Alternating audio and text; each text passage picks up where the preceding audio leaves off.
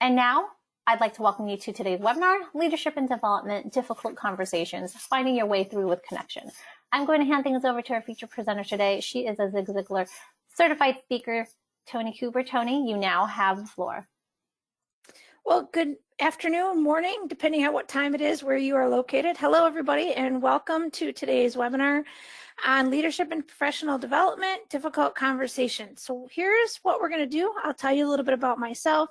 I'll tell you about what we're going to discuss. And then again, at the end, if you have questions, please type your questions in and we'll answer them at the end. So the moment that a question pops in your head, type it in the questions. And at the end of the class, we will answer them. We'll try to get through as many as we possibly can for you. So this is kind of a preview into some of the bigger classes that we have. So we're giving you a basic introduction. We have some fantastic classes that go into much more in depth in what we're going to talk about. I'll tell you a little bit about myself first. All right, there's me. I'll tell you stuff that's not on there. How's that? I have two boys. They are at home doing schooling at home right now. Of course, everybody is suddenly virtual. My husband's career didn't change, so he's been at work the whole time, but he's working midnight, so he's sleeping. So today it's kind of an interesting day. We have everything going as far as family life goes. So there's leadership in my home. The next thing is it says I have 20 years in leadership and career development. I've worked with companies all over the world on leadership. I have been the CEO of an organization as well as an entrepreneur, and I love working with companies and helping them train and partnering with New Horizons to make that happen. So I'm excited to be here with you today. We will discuss everything that we're going to talk about will work whether you are leading people virtually in this work environment or you're leading people face-to-face. So everything that we're going to talk about through conversations is whether we are on video with each other or we are face-to-face, it will all apply to you and work for you. A lot of this comes from learning lessons that I have done myself, as well as working with other organizations throughout the country. Here are the goals for today. We're not gonna do these kind of in order. We're taking all four of these and we're gonna bring them into one big lesson. So we're gonna discuss communication styles, understanding what people are saying, considering perspectives, and understanding the person's attitude. Here's the big idea, the big goal is if you understand how you communicate, you will be better at communicating with others. You will also be better at identifying what they need from you. So we're going to kind of do this as an evolving course. When we talk about difficult conversations, most of the time conversations are difficult for one of two reasons. We have fear. We have fear of the person that we're conversing with. There could be that. The other reason it could be difficult is we just don't understand what they need from us or how we need to communicate. You're just on opposite spectrums. Let me give you a very simple example. Let's pretend that I'm an individual that when I converse with you and tell you things, I give you the big picture. I'll tell you, hey, I need you to complete project A by such and such date. But you're an individual that you need details and have a lot of questions. That could become a difficult conversation because I did not communicate the details to you effectively. So a lot of times difficult conversations happen because of either fear or we just don't know what the person needs from us. So we're going to address those communication style pieces. We're going to discuss how to understand what they need and how we need to communicate. I want to put one caveat. I'm going to teach you these communication tips, but here's very, very important. I do not believe in putting people in a box. So while somebody needs details, they're also going to need more from you. So you really got to understand each individual. And as leaders, we need to understand what people need from us and how they want to be communicated to in order to be effective. Okay? So that's going to be our big discussion today, talking about communication styles. What are the different communication styles? How to understand ourselves and understand others, and then adapt our style. Okay? Each of us communicates things differently, and tons of factors play into that. So it could be your experience, it could be the role that you're in. I know for me that my employees right now, I have four in 4 different states, and so the communications is definitely virtual and remote. And I know that the role that I'm in right now is to inspire them to be better, to grow and to help them. So while I may lead them, my job is really more to help guide them and give them direction. Okay. In my role previously as the CEO of an organization, my role was two-faced. Sometimes I had to take a step back and be the individual that was more like an employee, doing what needs to be done, cleaning toilets, preparing for events and things of that nature. So you're going to communicate differently depending on the role that you're in, and you're going to adapt depending on that. Okay?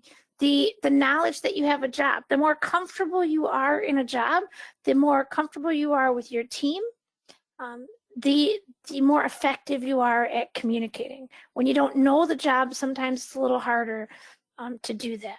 Okay? But the key thing here is effective communicators understand what others need from them. Okay? And you adapt your communication style to meet those needs. Okay? All right, so we're going to take a poll. A poll is going to appear on your screen. I want you to answer that poll. It says, if you just saw a fantastic movie, so let's pretend there's a whole bunch of new movies out, right? And you saw a fantastic movie, and you go and you tell a friend about it. Now, obviously, there's more than these three options, but just think, what will you do? Will you just give them a big picture overview? You know, this happened, oh, and there were some great pieces. Will you tell them a bunch of details? Oh my gosh, there was this and this and this and this, and you should have seen this, this, this, and this. Okay? Or do you just leave out most of the details and say, man, this was a great movie. I saw this movie. You should go see it. You would love it too. Just go see it. Okay? Are you that person? So which one are you? Are you the person that gives a big picture overview? Go ahead and just check the one that is you. Would you give a big picture overview? Would you tell them a bunch of details? Or would you leave out most of the details and just talk about how good it was? Oh, it was great. Maybe even talk about the theater that you sat in, or, you know, at home, you had some popcorn, things of that nature. Which one are you? Go ahead and complete the poll for a moment. Awesome. I just, I launched that. So I'll give it a few more seconds before we close it down here. Be great to see and interesting to see what everyone says. Few more seconds, everyone.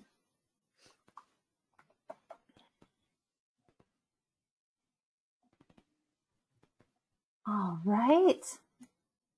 Getting those last second. Okay, we have 37% saying they give a big picture overview, 20% tells their friends a bunch of the details, and 43% leave out most of the details, talk about how great it was, and just recommend that everyone should see it. Okay, so that's very interesting. This is what I expected. Generally, the lowest percentage is number 2. Tell your friend a bunch of the details. And then you'll see either number 3 or number 1 come out ahead. Now, what does this say about you? Now, this is a telling feature about how you communicate and how you communicate with others. Now, again, remember at the beginning, I said, don't put anybody in a box. So I'm giving you big picture, but you're going to say, okay, well, that's not always me. Absolutely, I get that. We're going to talk about these different communication styles, but understand that there's a little bit of all of them in us. It's just which one do we gravitate towards more? And understanding how we communicate helps us be better at having conversations with others, especially those difficult conversations. So what does this mean? I'm going to break this down for you. Okay? We're going to talk about the DISC style of communication. DISC is D-I-S-C. It was created many, many years ago. They look at it as a behavioral assessment. We're looking at it as more of a communication assessment. The reason why that differs is because in communication, we can adapt. Okay? While your highest DISC may not change, you can adapt. So DISC is D-I-S-C. D stands for dominant, I is influencing, S is steady, and C is competent. So if we go back to that poll for a moment, okay, the person that gives a big picture overview, they'll tend to be either a D or an I, okay? More likely leaning towards the D side. Okay? The person that tells their friend a bunch of details, they'll likely be more of a C, and I'll explain these more. And the person that leaves out the details and talks about how good it was and they should see it and all that, they're more likely an I. Okay, so that kind of gives you an idea of which one you're more likely. The S is tricky because the S can fall into any of these 3 categories because they may not tell the person anything about the movie or that they even saw a movie. Okay, so it just depends. Okay, so the S is a little trickier, and we'll talk about that in a moment.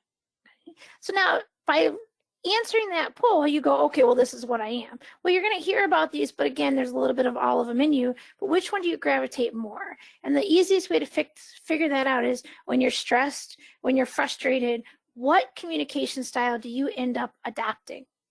So what do they mean? All right, D. And again, you'll have this recording as well, and you'll have the PDF document of this. But the D is the competitive, results-oriented, direct individual. So how does a D communicate? They'll tell you what they want to get it done, when they want it done, and do it. They're not going to give you all the details. They're going to come up to you, and a D is going to say, let's go back and let's pretend we have a project. We have project A that has to be completed. The D will come to you and they'll say, I need you to get project A completed. The 5 tasks need to be done by Friday at 3 o'clock. Done. Get it done. If you have a meeting with the D and it's a 30-minute scheduled meeting, they'll try to get it done in 20 minutes. So you have a 30-minute meeting with them. They'll be like, all right, what is it that you need? Let's get done. Let's get down to business. Let's focus. It's about business. Let's work on business. When they're with friends, let's focus on friends. Okay. So that's a D. They have a competitive nature in them.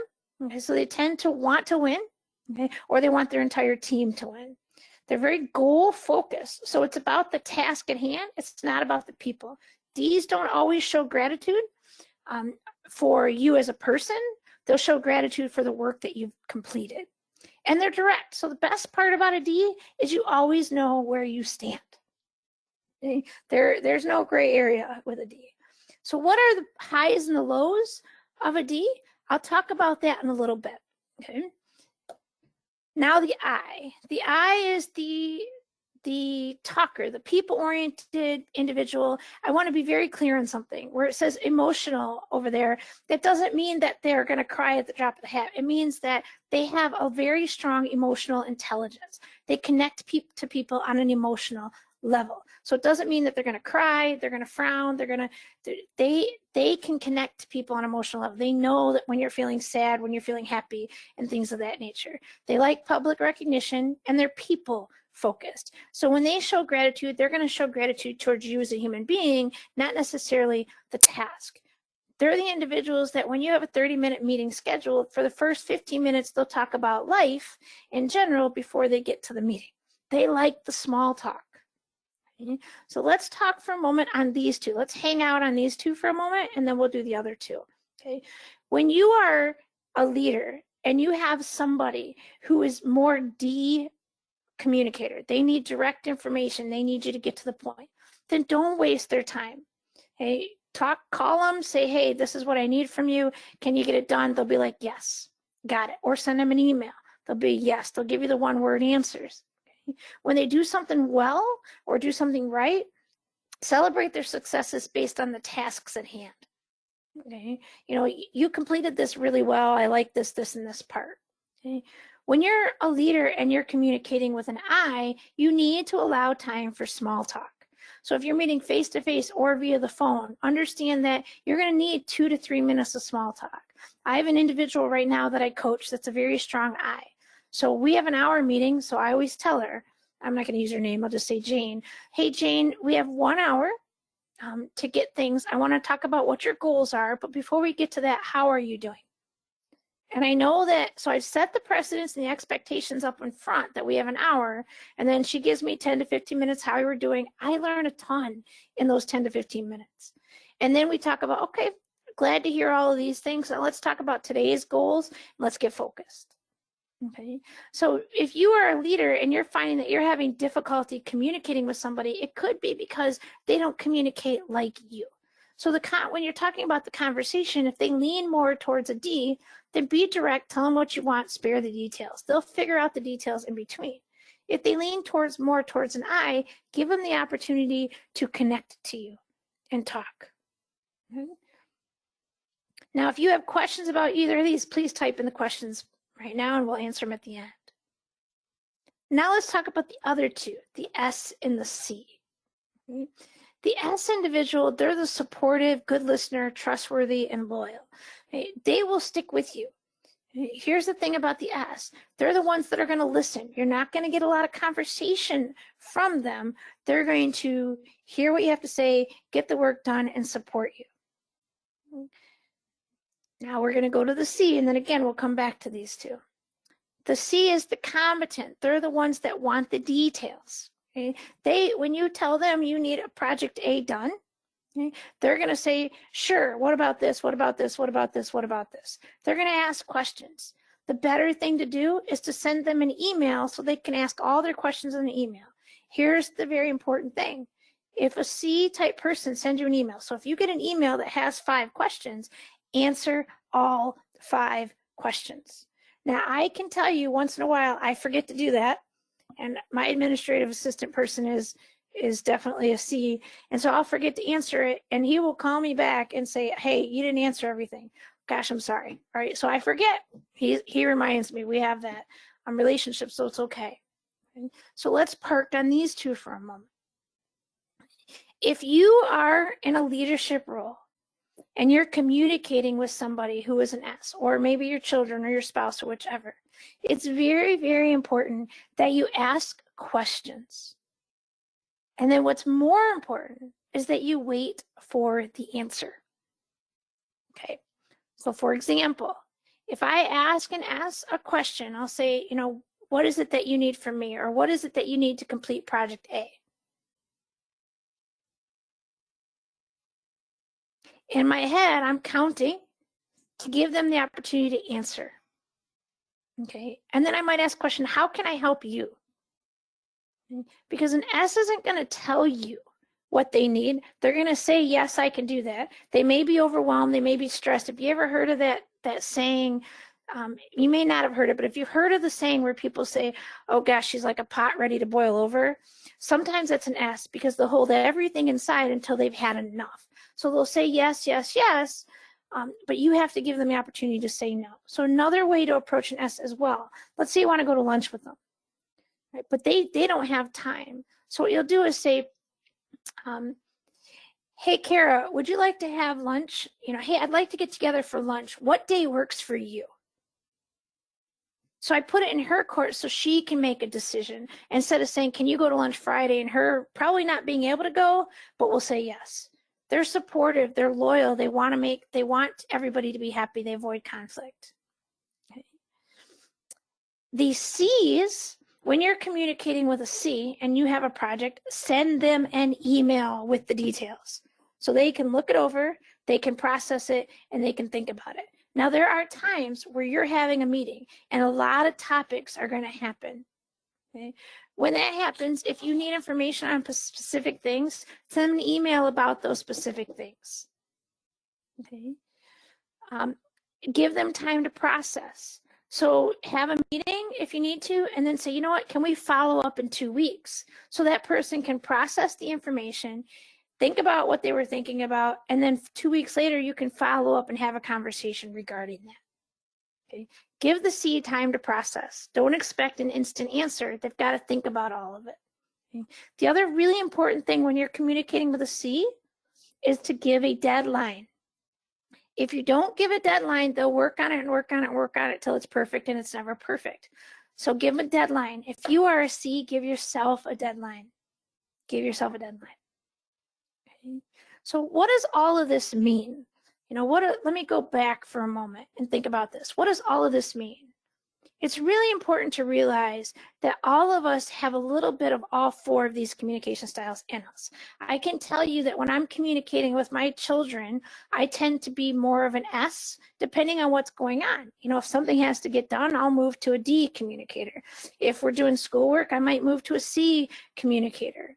Okay. If we're just playing outside, I'm in Michigan, so if we're playing outside in the snow, then I might be an I. So we can adjust. As leaders, it's very important for us to adjust. But you are going to have a dominant one. And you're going to have one that you just try to avoid communicating with. So if you're an I, if you're a D, this dominant type person, you might have trouble communicating with the S. Because you want results, you want to hear their feelings, and you want to move on. And an S wants to just say yes and listen. An S might have trouble communicating with a D because they're too direct. Okay? So difficult conversations can happen because, quite frankly, we don't know how to communicate with the person we're talking with. If you want to know how to communicate with them, you don't need to give them this test. Ask. What do you need from me? Do you prefer me to be more direct? Do you prefer me to be more indirect? I have an individual I work with. I actually asked her permission if I could tell her story, and she said absolutely. She works in the government sector, and she is a leader, and she's fairly new. She's not new to the company. She's new to where she's at. So she has since moved locations. She used to be in Wisconsin, and now she's in Michigan, and she oversees 6 supervisors and then the team underneath those 6 supervisors. And she said, Toni, I met with the 6 of them, and I asked them what they needed from me. I asked, do you want direct or indirect conversation? Do you want me to check in on you on a regular basis or whatever? She goes, and I'm telling you, they gave me the wrong answers. And I said, what do you mean they gave you the wrong answers?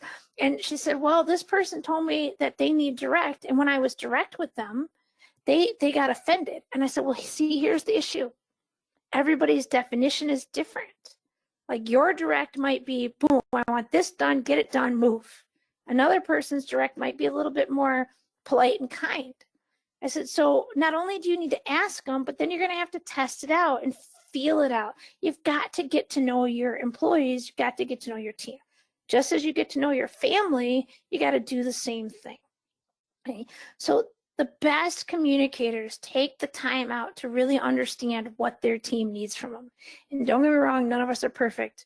Right? I screw up all the time. I forget that somebody needs a lot of details, or I forget that they need the small talk, or I forget this, and I have to check myself, just like we have to check ourselves, because we're not perfect in our conversations. We're going to mess up, but that's the next thing. When you screw up, admit it. Okay? You made a mistake, admit it. So a big part of conversation is just understanding that not everybody communicates like you. Okay? It's understanding that everybody has a different way of communicating, and can you adapt yourself to them? I mean, we have classes where we get into a lot of detail about communication and conversation and how to adapt our style. This is the big picture overview, but here's the slide that sort of overviews it. The dominant person is more results oriented. So when you're focusing on them, you're focusing on the results and the work that they did. Okay, what got done? How did they get it done? They accomplished it. Hey, you ran that lap in such and such seconds. Fantastic. Okay. The influencing type person is more people oriented. They need to be around people. They need the connection. When the pandemic occurred back in March and everybody suddenly went virtual, the I type personality needed people. They need the socialization. They missed it. So they're the ones calling everybody. How you doing? What's going on? The minute they said you can go see people, they were gone. Okay. The S, they're cooperative oriented, meaning that they want to collaborate with people. They want to cooperate with people. You have to ask questions. Give them the opportunity to speak. The S's have tons of things to say. You have to open that up for them. Okay. The C's are quality focused. So when C's do a good job, you need to let them know that their work was well done. It's not about, hey, you're a great person. That doesn't matter so much as the work that was done. That document that you sent in and edited, it's fantastic. I mean, there wasn't a single mistake. You did a great job. I appreciate it. That's what they need. So the S's and the I's are more people focused, and the D's and the C's are more task focused. You're going to see this in companies. I have there's a company that I used to work with where the leader of the organization was very task focused, but many of her staff were people focused. So she always talked about the work, the work, the work. And the people felt like it was a very negative culture because they felt like their leader, she didn't care. Well, come to find out, it's just because she's focused on what needs to get done. So she started doing what's called a weekly gratitude. And so she has this, don't tell people this, but she has a bowl, it's in her drawer, and she'll pull out a name each week and she'll look for something that they did well as a human being that week and let them know. So she'll show, she's forcing herself to become more people focused. Okay? And sometimes that's what you have to do. I have another individual, he has 5 pennies in his pocket. And at the end of the day, the pennies start in the right side, and by the end of the day, the pennies have to end up in his left pocket. Each time he shows gratitude towards somebody, he moves 1 penny over. So each time, so he has to do it 5 times a day, he moves 5 pennies over. Okay, whatever works for you, but understand that everybody needs something different. And most difficult conversations come because we don't know how to address the other individual or don't know how to communicate. If it's fear that's causing that difficult conversation, then at some point as a leader, you have to just step up and do it. But the easiest way to do that is to be prepared, understand what they need from you, and communicate the way they need to be communicated to. All right, what questions do you have at this point? Go ahead and put them in the questions box. So how do you communicate with these styles? We kind of talked about it. I'll just overview it again. With a D, keep the conversation concise, stay on time. If you say I need 30 minutes of your time, make sure it's 30 and not 40. If you need 15 minutes, make sure it's 15 minutes. If it's an I, allow time for small talk. It doesn't have to be a long conversation. It could just be simply, hey, how are you? So think about yourself. If I came to you and I said, hey, did you get project A completed? I need to look at it. Well, some of you would say, yeah, sure, here it is. Others are you like, well, gosh, she didn't even say hi. So the ones that are saying, gosh, she didn't say hi, that's the I's and the S's. They need a little bit of that human touch, that connection. And the D's and C's can go to work. The S's, ask questions, then wait for an answer. Listen. And listen, ask questions. Also, word your questions effectively. For example, instead of saying, can you get this done by Friday? They're going to say yes, and they may be stressed out completely because truthfully, they got 50,000 other things on their plate. So you might need to say, hey, when do you think you could complete this by realistically? And let's say they say Monday. Well, you can say, well, you think we could get it done sooner, or could Friday work, right? You know, or let them give you answers. C, provide details prior to the discussion. Best thing you can do with a C is send an email. Send an email. And by the way, send an email. Depending on the technology that you have, if you're remote or virtual, Microsoft Teams, C's love it because we can go in, you can chat in there, you can edit the document, everybody can see everything, and then there's a record. Okay. And if you send an email and ask 5 questions, expect to get all 5 answers. If they send you a detailed email, answer all the questions. So we talked a little bit about, we gave a big picture overview of the different communication styles. And that's an important piece, whether you're a D, I, S, or C, understanding who you are is really important because then you know where your shortcomings are.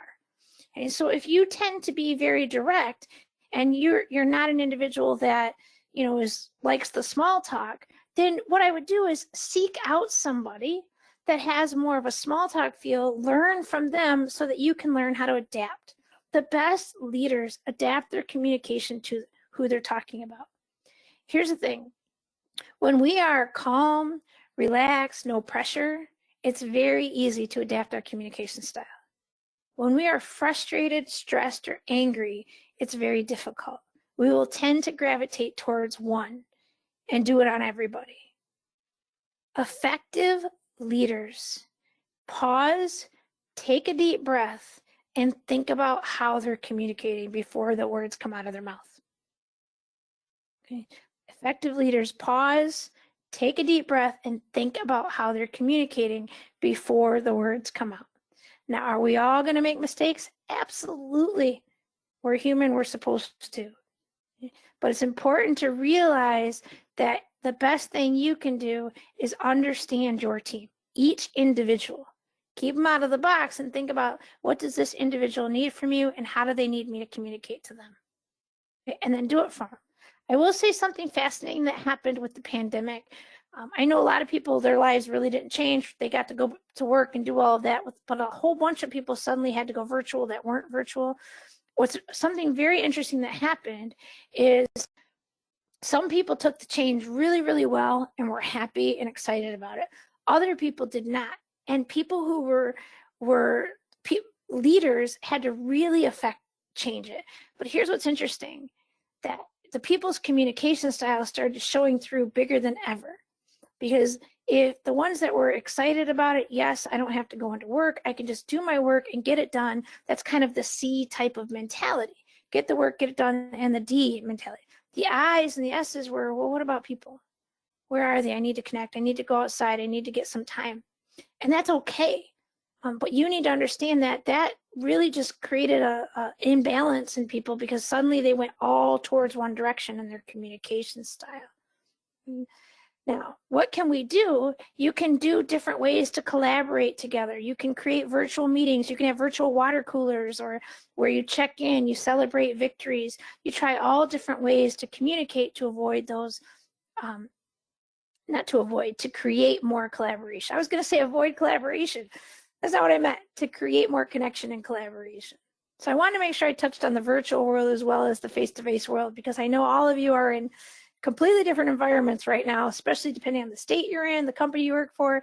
It's just not consistent across the board right now. All right, the greatest communication lesson. This is the one thing you want to remember. You ready? Adapt your style to the person you're speaking with. Plain and simple. Can you do it every time? Probably not. Okay. But if you just remember, consciously say to yourself, okay, this person needs to process, so I'm going to need to follow up with them in 2 weeks. This person's got it, move on. This person needs small talk. This person needs questions. Know who you're talking to if possible. So once you understand the styles, let's talk about another aspect of what causes difficult conversations. Another thing that can cause difficult conversations is somebody not really listening. So how do you show that you're listening? And there's tons and tons of ways. And again, we talk about this in detail in other classes where we have activities on this and we interact with it. But I'm going to give you some just tools that you can use and you can take with you and you can apply today. Because my goal is that you walk out of here and you're like, all right, I can practice this right here, right now, on my family, on my coworkers, on whoever. But the difference between hearing and listening, there is a huge difference between hearing and listening. Hearing is I can hear noises in the background. Maybe I can hear music. Maybe I can hear car alarms going off, whatever. And those are just noise. I'm not really listening to it. I'm not really paying attention to it. It's just noises going on. Okay? Listening is when you actually are listening to the words somebody says with the intent to understand or to learn. So listening is I intend to understand or learn what this person is saying. I want to hear them. I want to be fully present. I would tell you, with this virtual world, the listening is becoming less and less and less, because here's what people are doing. They're in a seminar like this, and some of you are probably doing this right now, and I'm catching you. But they're in a seminar like this, and they're checking their phone and playing a game on my phone and writing notes and checking email and doing all of this. And they're doing this when they're conversing with their team. They're doing it when they're in seminars. And the thing is your listening is just psh. If that's a real word, it's psh. It's going out the door. We want to be very aware of ourselves, especially in this virtual world. I mean, I sat in a meeting this morning, actually. It was early this morning. I was in a meeting, and the person running the meeting was getting completely frustrated because 10 other people in the meeting, there was 10 of us all together, and 2 of the people in the meeting had their video on, and they were doing this. Going around, looking left, looking right, looking up and down. They had their phone in front of them. They had all these things going on. It was obvious they didn't need to be there. They didn't want to be there. So the individual completely stopped the meeting and said, look, so-and-so and so-and-so, you can come back on when you're ready and you're there. Because when you attend a face-to-face meeting in a conference room, you're not doing that. So give people the same respect. So one big part of conversations is to respect the other person and give them your attention. Give them your attention. We don't have to do 50 things at once. Okay, if we schedule and create a routine and do things better, we can stay more focused. So a big difference is, are you hearing somebody or are you really listening to them? So how can you show that you're listening? How can you show it? I want to skip and I want to go to here, and then I'm going to come back. Okay. So we're going to go to this slide that says paraphrasing effective listening. Okay. we can paraphrase, and depending on if you ever learned paraphrasing and how to do it, and depending on your career, you've probably learned hundreds and hundreds of ways. I'm going to give you a very, very simple technique called mirroring. I remember the day I learned this. I learned this technique in 1995. My mentor taught it to me, and I have used it ever since. Okay, so my mentor taught me this concept called mirroring. It's a form of paraphrasing. So paraphrasing basically means repeating what somebody said, but in your own words. And there's lots of ways to do it. One way is to repeat everything they said, right? Every word, summarize everything they said.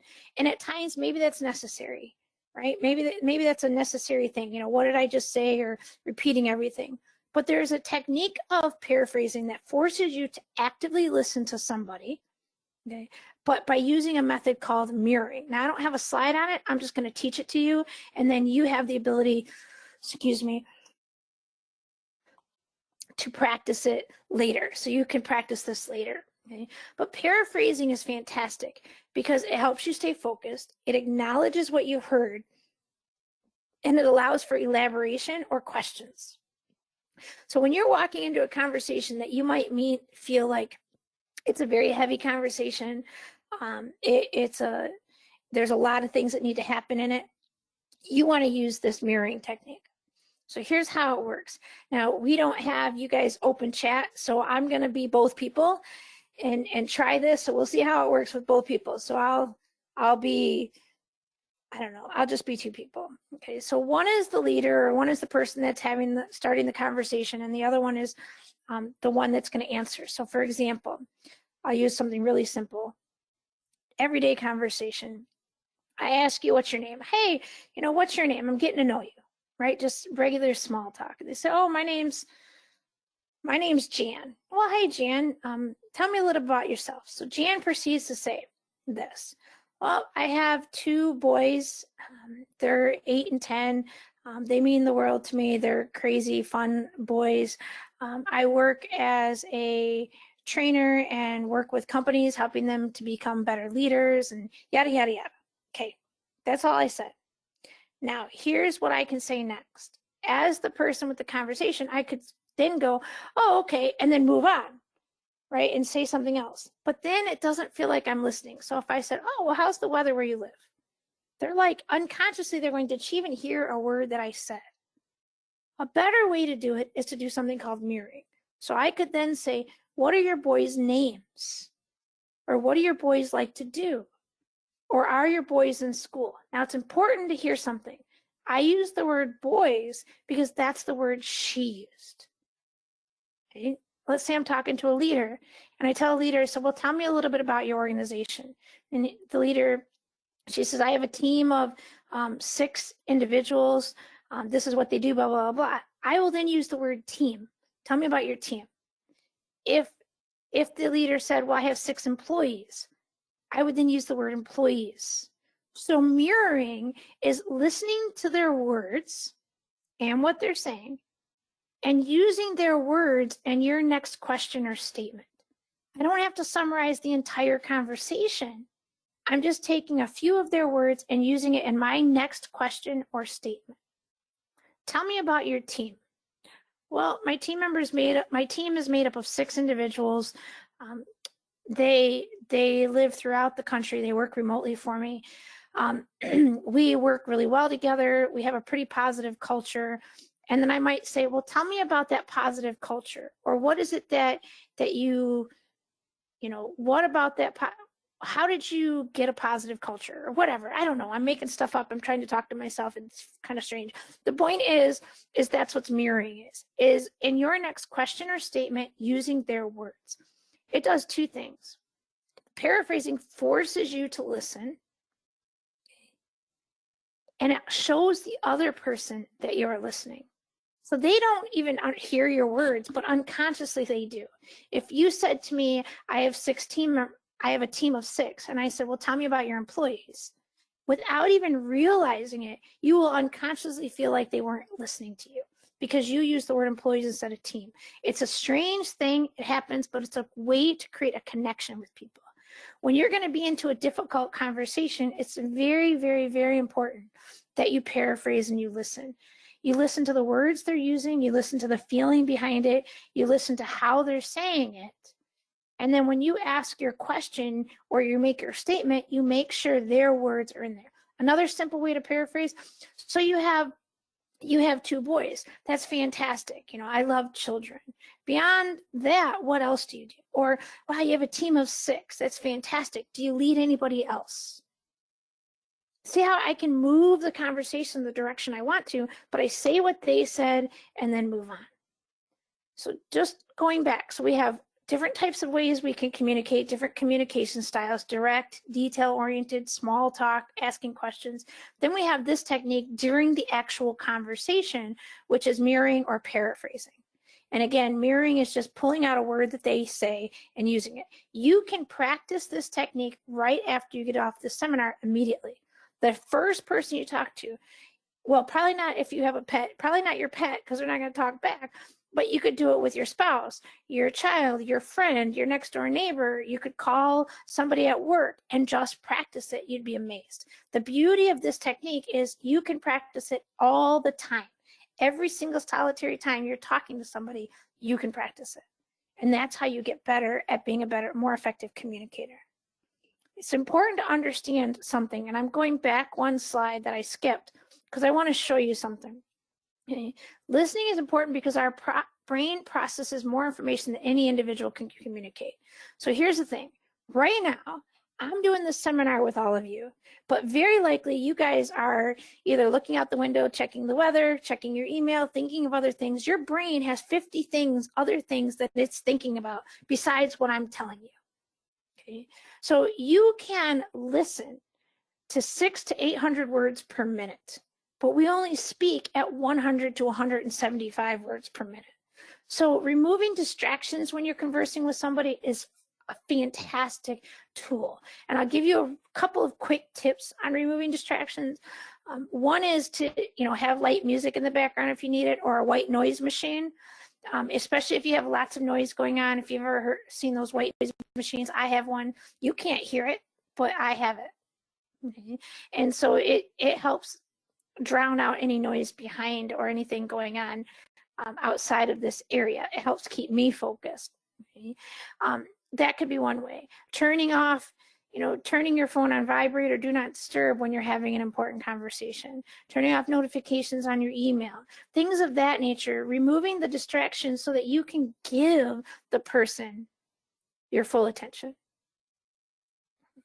That's an important piece, and I can't stress it enough as far as conversations go. Think about your questions. I want to summarize this and then tell you a little bit about what other courses there are, and we'll take your questions as well. But here's the basic summary. I want to stop now so that you can ask your questions, but we're all unique individuals. We have to adapt our communication style to the other person. That's the best way to communicate. You want to listen with the intent to understand and learn, not listen just for noise. Okay? Focus on the other person and what they need from you. Ask questions and paraphrase. I think I'd add the word mirroring there. Paraphrase or mirror. And then put yourself in the other person's position so that are you truly giving them your full attention? Are you truly focusing and listening to the individual? That eliminates most difficult conversations. Or not eliminates it, but makes most difficult conversations easier is when you follow these basic summary. So before I tell you about what other classes there are that build onto this, what other questions do you have? Let's open it up to questions. We have lots of questions that did come through. There was one recurring question that did pop up a lot, and I'm just trying to find it here, but it was basically asking, is there, for lack of a better word, a personality type test or a DISC test that folks can go take for free just to see what kind of communication style they are? Because quite a few folks who had asked that said, I feel like I would be a I or S or, a D or C, but they wanted to see, similar to a Myers-Briggs, is there a website or anything that you can recommend where folks can go and take the test and kind of just gauge what they truly are in terms of their communication style? So we will, in our courses, we have everybody take a test for the DISC personality or other personality tests as well. In our courses, there is a website called DISC Personality that you can go to. Unfortunately, I don't think it's free, simply because their test is much more in depth. A longer test gives a lot more detail than the big picture overview that I gave you all. Sorry, I'm sharing my screen, but I'm also looking for the website. So to answer your question, there's not one like website that you can go to. DISC is open source, so you can pretty much look all over the place and find a DISC personality test. The best one is by a gentleman named Jim Rohn, R-O-H-N. If you go to his site, he has a very thorough, detailed one. Last time, I think it was like $20 or something, but you get a really thorough feedback via email. In our courses, when you do the DISC, it's very simple. 10 question one, and you'll have a copy of that you can keep and use for your team. Okay. Hope that answers the question. It did. Another question that came through was something in regards to the 4 color communication types that are useful: green, blue, gold, and orange. The question is, how does that align with DISC? Oh, you're testing my memory now. Oh my gosh. They align completely, and I would have to look them up, but I used to teach the color personality test as well. I used to teach that, and now you're going to test my memory for a moment.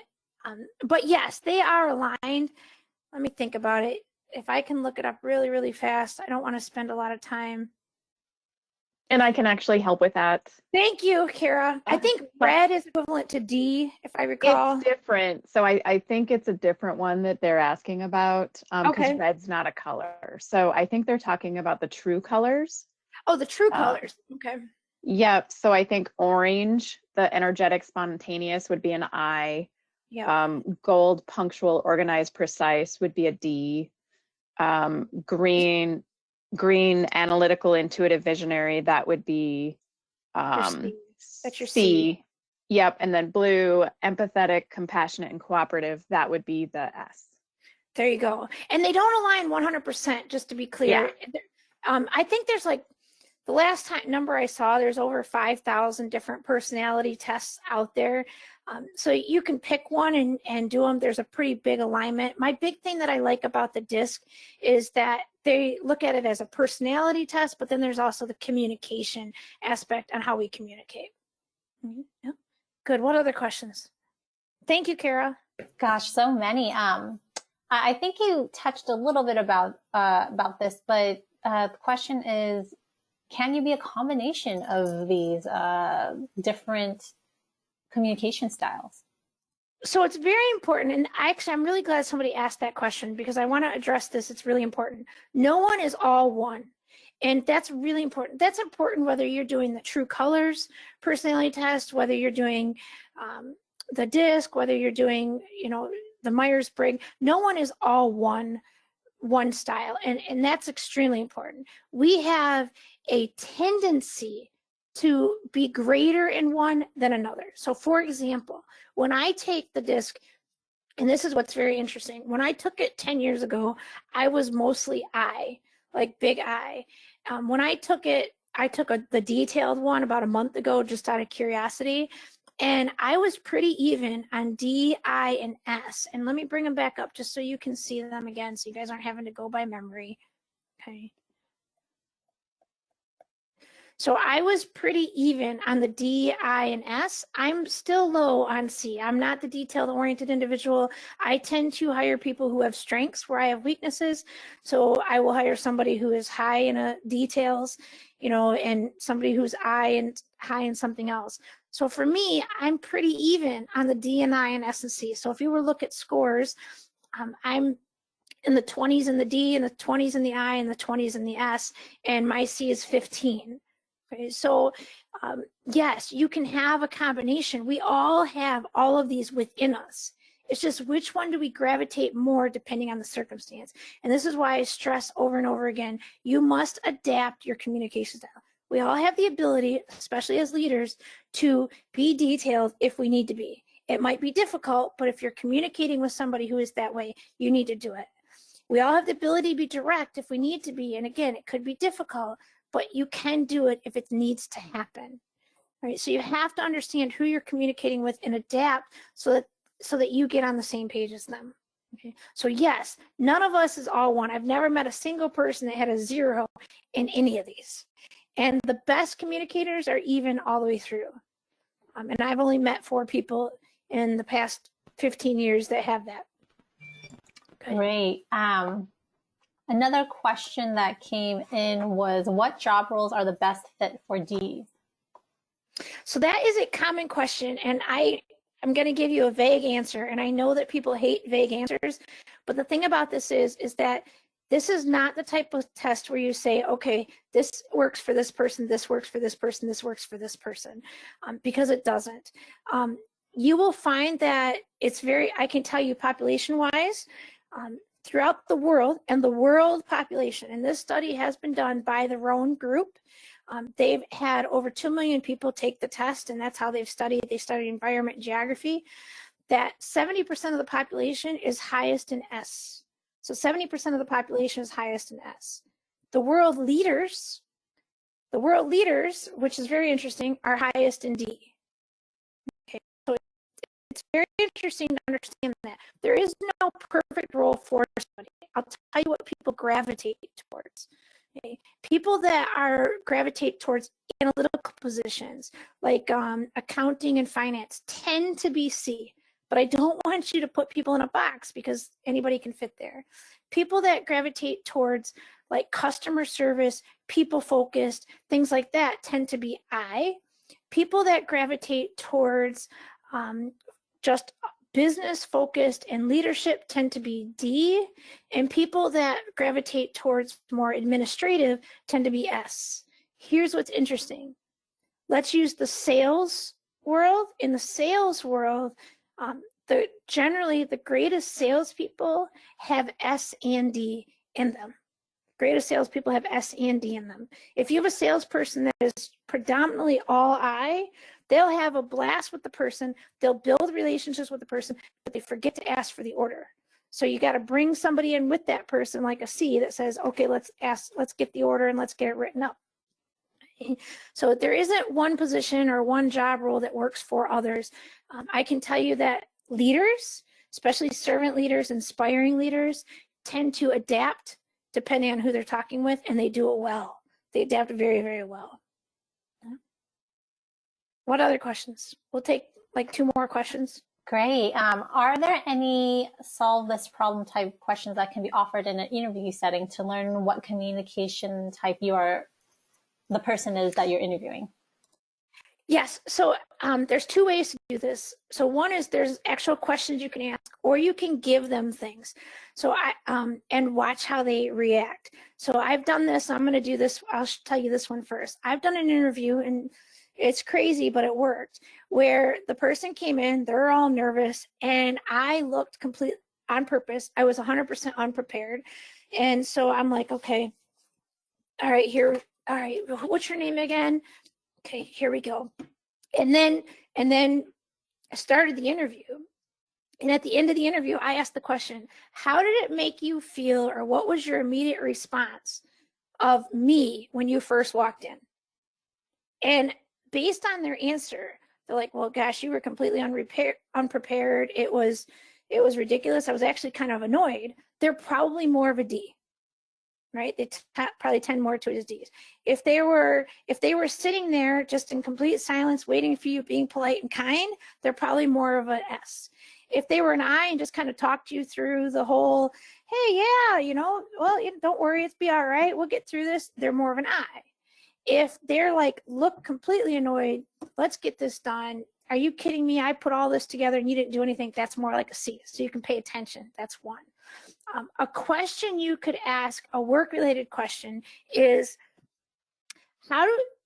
directly saying, how do you best want to be communicated to? So here's the question. How do you best want to be communicated to? Would you prefer me to come into your office and talk to you for a few moments? Would you prefer me to ask you questions? Would you prefer me to just send you an email? Or would you prefer me to just get to the point? Get to the point is the D. Chit chat for a while is more I. Okay. Ask questions would be an S. Okay. Send an email would be more C. And again, these are their tendencies. And then the other thing is, and then I can give you tons, but the other one is just to give them scenarios, just as I gave you guys scenarios. I have a project that needs to be completed. And this is a pretty lengthy project, so it could take up to 2 weeks. Okay. If I come to you and I tell you that I have this project that needs to be completed, project A needs to be completed within 2 weeks, how are you going to handle it? You know, what are you going to do? And if they say, well, I'm going to ask you about the project, what are the tasks, what is the project about, what's the actual date it needs to be completed, that's probably more of a C. If the I says, woohoo, this is going to be fun, all right, I'm good, let's do the project, I don't really have any questions yet, it's probably more I. The D will say, all right, I get the project, what's the ultimate goal, what do you need accomplished? That would be more D. The S would say, all right, I can get the project, I do have a couple of questions, do you mind if I ask? Okay, so I'm trying to give it to you in a brief setting because we only have an hour, but I hope that answers it. Do you want to do one more question or do we need to move? I think we can move on. We're getting quite to the top of the hour, so. Okay, let's move on to the end of this then. Again, we have lots of courses. New Horizons has these fantastic leadership and professional development courses that can be customized for your company specifically. So if you have 10 or 20 individuals that you need something very specific, we can customize it to meet your needs. We can do it in 1 hour segments, all day segments. I will tell you, the all-day trainings are not like most webinars that you attend. It's extremely interactive. We do these breakout rooms. You're going to be busy the whole time. You're going to be productive the whole time. I had an individual that attended a class a few weeks ago, and her biggest comment was, I can't believe that the day went by so fast. Normally, it's just drawn out when you're on these online things. We can do them face-to-face, and we can do them online, but they are amazing courses and they go into detail of everything that we did today. Here's kind of a list of some of the courses. There's the website to get the details, the Mastering Positive Assertiveness, the Discovering Your Leadership Voice, the Building Successful Work Relationships. Those 3 courses, we do get into how to communicate, the best way to communicate, understanding how to build relationships. Building relationships is understanding how to lead your team, to show integrity, to deal with difficult conversations. So the Dare to Lead, the 5-session program, that's 5 separate sessions. It's a fantastic brand new program that starts March 29th that I would highly, highly recommend. But again, if you have a team that you say, look, the 20 of us or the 10 of us or the 5 of us really want to learn together, we can do a 2-day course over the period of 4 half days or 2 straight days. But I promise you, it's very unique. It's interactive, it's engaging. You get to speak, we all speak, we're all on video, there's games, there's fun, and there's a ton of learning. And we dig deep into these things. So all the questions that you had today, they would get answered, and you'd get so much more detail that you'd walk out and you'd be a better leader. So here are just some recommended courses. You can always contact us to find out more information. We love helping you. We love helping your organization grow. New Horizons leadership and development courses are really to help you all be better leaders in an engaging way, whether you're virtually or face-to-face. So I appreciate all of you being a part of the course. You'll get a copy of this presentation. You'll also have the recording sent to you. I thank you. I hope you have a fantastic morning or afternoon or evening, depending on the time zone that you're in. And if you have other questions, feel free to contact your salesperson and we'll help you. Thank you very much. Go ahead. No, thank you again, Toni, for speaking on behalf of New Horizons. And thank you, everyone, for joining us today. I know we're at the top of the hour and there were so many good questions and a lot of good content. Just a quick reminder, I know Toni mentioned it, the recording will be sent out later today for you to share, review, and just learn more about the topics that Toni was talking about. With that being said, thank you again for joining us. Thank you, Toni. You may now log off from the webinar.